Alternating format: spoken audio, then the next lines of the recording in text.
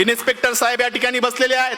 साहेब, AC मध्ये बसणारी पोरं दंगलीमध्ये आज जात नाहीत, जातात तुमची आमची लेकरं, तुमची आमची भाऊ. म्हणून ही कविता, तिचं नाव चल दंगल समजून घेऊ. आदेश आले, अफवा आल्या, रंगीबिरंगी झेंडे आले, दगडासोबत धोंडे आले, कळपा कळपा न गेंडे आले, धर्मासाठी कडवे आले, मतांसाठी भडवे आले. दंगल पेटली, घरं पेटले, दंगल पेटली, घरं पेटले, हलक्या मेंदूचे पेटून उठले, गाड्या तुटल्या, काचा फुटल्या, यात माणसांचं मरण झालं, ब्रेकिंग न्यूजला कारण झालं, पत्रकार घटनेच्या खोलात गेले, घटनास्थळीचे जेलात गेले. त्यांना जामीन द्यायला आलं कोण? झेंड्यावाले का धर्मावाले? आले माय बाप आणि भाऊ. चल दंगल समजून घेऊ, खरं खोटं तपासून पाहू.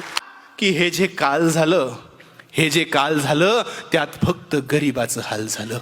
हे जे काल झालं त्यात फक्त गरिबाचं हाल झालं. पोलिसांना हुडकली, त्यात सगळी पोरं अडकली. मग दाखल केस, दाखल शिक्षा, मग कशाची शाळा आणि कशाची परीक्षा.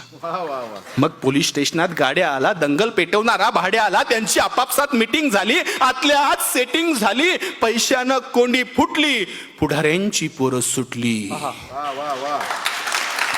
असं सगळं घडतं दंगलीच्या भोवताल, असं सगळं घडतं दंगलीच्या भोवताल. पेटवणाऱ्याची सुटतात, बाकी भाकरीसाठी मवताल. आता जेलात त्यांच्या ढुंगणावर रोज कच्चून दंडे पडतात. दादा हो, एकदा जाताना साहेबाला विचारा, कोलम कसा असतो, थर्ड डिग्री कसा असतो. आता त्यांच्या ढुंगणावर जेलात रोज कच्चून दंडे पडतात. पेटवणाऱ्याची सुटली, बाकी सालोसाल सडतात. असं सगळं दंगलीमध्ये होत असतं भाऊ. चल दंगल समजून घेऊ, खरं खोटं तपासून पाहू.